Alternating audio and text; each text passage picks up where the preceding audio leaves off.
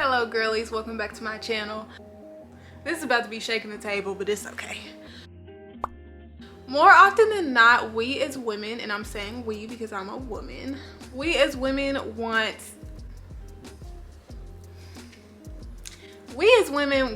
a man that everybody wants. And don't deny it. And I know there are gonna be some women who are outliers to this. Don't get me wrong. I know that everybody is not gonna have these same feelings. But a lot of women want a man that is desirable to other women. Meaning they want a man who other women want, but then they want to be able to say, oh, all you want him, but he want me. So, you know, there's kind of a certain flex that goes on with that. And I'm not saying that's a bad thing, but I'm saying getting too caught up in that can kind of be a bad thing. And honestly, I blame social media. I really do. I blame social media for a lot of the unrealistic expectations that have been placed on relationships. I know a lot of monetary expectations have been placed on men, and I know a lot of household expectations have been placed on women. For example, social media tries to convince us that if we don't have a baller, if we don't have a millionaire, if we don't have a rich man, if we don't have a man that's shitting out money, that what we have isn't good enough. And that way of thinking can be so dangerous, and it can leave you looking so shitty in the end if you let that run too much of how you navigate relationships. Because a lot of us, whether it be a good man or a good woman, a lot of us have something really good sitting right in front of us, but because somebody on TikTok posted that they get a dozen new flowers every single day, now you're questioning your whole relationship that you were previously happy in just because of that one post. Now you're convinced that you need a dozen flowers every day. Now you're convinced that your man doesn't love you because he isn't giving you a dozen flowers every day. This is what we're gonna lead with, friend. This is what we're gonna lead with. If whatever your man is doing is making you happy, not her, not the girl from TikTok, and not the girl from Instagram.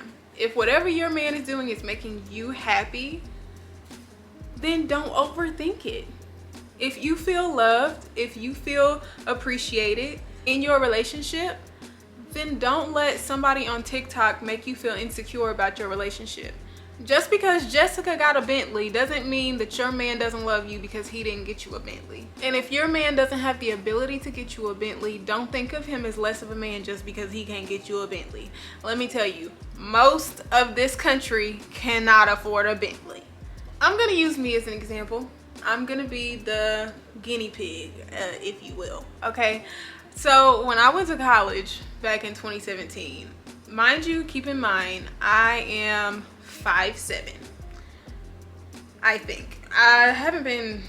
My height hasn't been checked in a while, but I think I'm 5'7". At the shortest, I'm 5'6", but I think I'm 5'7".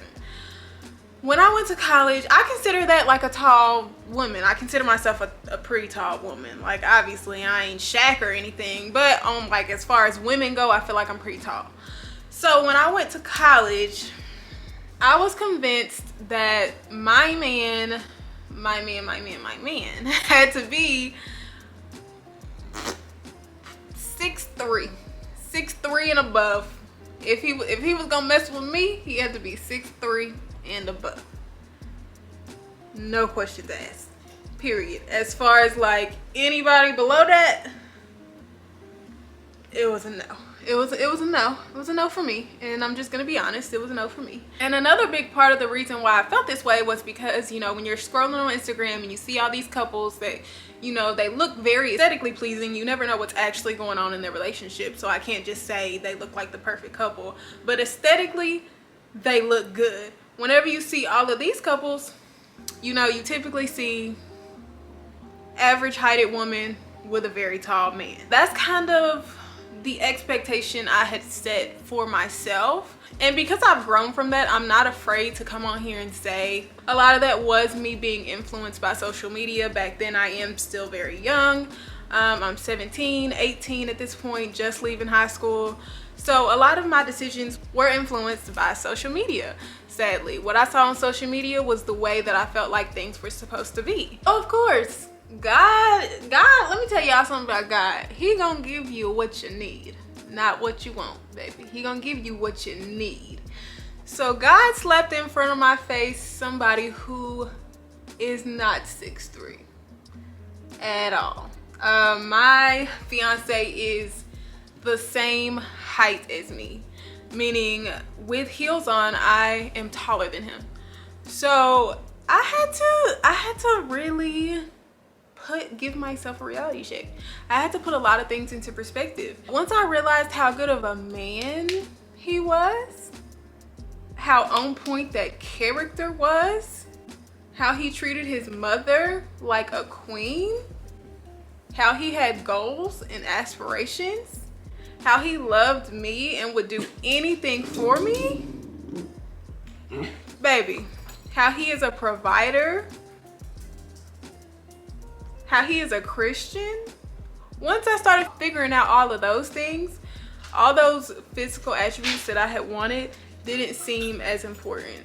He was not stubborn. It is so great to the point to where if I tell him something bothers me or something makes me uncomfortable, or I would really just like him to change something in order to help better our relationship, he just does it. He doesn't give me any mouth. I mean, obviously if he doesn't understand something, he will, like, you know, seek further clarification, and then he'll give his input on it or whatever. But to him, anything that's gonna make our relationship run smoother, anything that's gonna make me feel more comfortable is worth the change.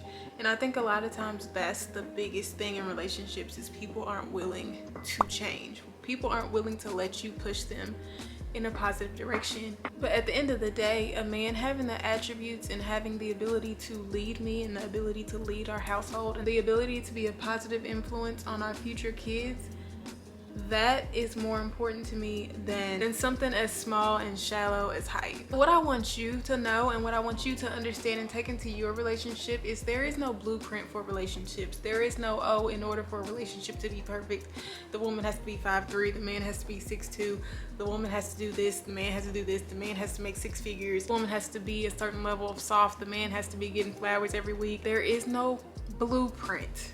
There is no blueprint. As much as social media tries to convince us that there is a blueprint, as much as social media tries to convince us, especially women, that this is the type of man you should be going for, there is no blueprint, sis. One woman may want flowers every day. One woman may want flowers every week. Your man may bring you a 10-piece lemon pepper all flats every week, once a week, on the same day, and that may rock your world. That may make you feel better.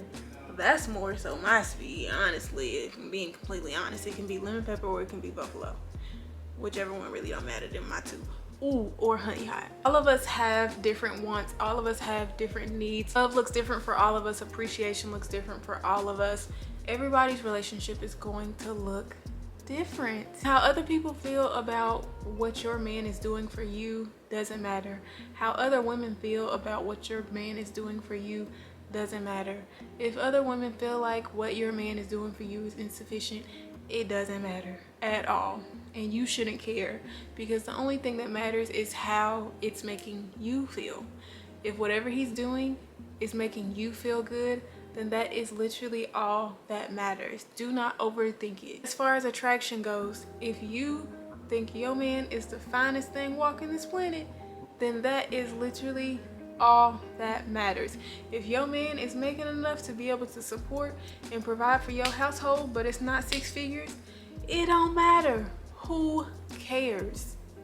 Who cares? Because at the end of the day, he is still providing. Ex-girl man pays all the bills and you and your man split y'all's bills half and half. Who cares? If that works for y'all, that is literally all that matters. Like, I hate that people have put all of these expectations on people. Like, your relationship is not gonna look like the next person's, and that's fine. Physically, you and your man are not gonna look like the next couple sitting beside you, and that is okay. The moral of the story is, do what makes you happy, find what makes you happy, have conversations with your significant other to make sure that you and your needs are being met. And as long as you and your needs are being met, it may not be a Birkin bag, but as long as it means something to you, that is literally all that matters. So many people idolize all of these social media relationships, a lot of these celebrity relationships, and a lot of them honestly be miserable behind closed doors. if we're being honest. I'm not gonna say all of them, but a lot of them are miserable, or a lot of them are having some of the same problems that everybody else is having behind closed doors. Some of y'all may have relationships and may have connections with y'all significant other that is even better than those of the people that you idolize, but you wouldn't even know because you're only looking at physical, you're only looking at the aesthetics, you're only looking at or thinking about what it looks like. So instead of picking apart your relationship and finding things that are wrong and intentionally looking for things that are wrong in your relationship on the basis of some shit you saw on social media, some shit you saw on TikTok, or some shit you saw another man do on Instagram, think about all the things your man or your significant other has done to make you feel good, to make you feel wanted, before you go down the rabbit hole of, oh, my man doesn't do this, oh, I see her man doing this, my man doesn't do this. Before you go down that rabbit hole, just stop to think about, but what is he doing? For example, my fiance kisses me on the forehead every day before he leaves for work, because I'm always still asleep whenever he leaves for work. So he kisses me on the forehead every day. And every time he does it, I smile. I wake up, well, I don't wake up. It's kind of like that middle period of like, oh, I'm asleep, but oh, I'm awake. And I like just smile. If I don't smile, meaning if I'm too deep into my sleep to even notice that he's kissing me, he will keep kissing me until I smile. So I just smile thinking about that. So that's one little thing that he makes sure to do that I have grown to appreciate over time. And whenever he does it, like if he forgets to do it, I'll be like, where's my kisses? Sir, don't forget now. Make sure whatever expectations you're putting on your man are, one, relevant. If you don't like flowers, if you can't keep flowers alive, if all your flowers and all your plants die, baby, wanting flowers every day is kind of a lot, I'm not gonna lie. I like to eat, if y'all can't tell. I like to eat. So if my man come in here with some wings or with some chicken nuggets or with some tacos or some nachos or with a bag of hot chips or something, that is gonna make me feel real good about myself. Like really, really good. And it's gonna make me really excited. Or Slim Jims or some Popeyes. Really, the list could go on. But if he come in here with some food, something that I can eat, like, I'm gonna be smiling from ear to ear. Ear to ear. I'm gonna be smiling with the flowers too. But food matches my personality more. Bring me food every day instead of bringing me flowers every day. I don't garden. They just gonna die. Yeah, that's just me though. Friend, if I don't get off here, I'm gonna be talking all day.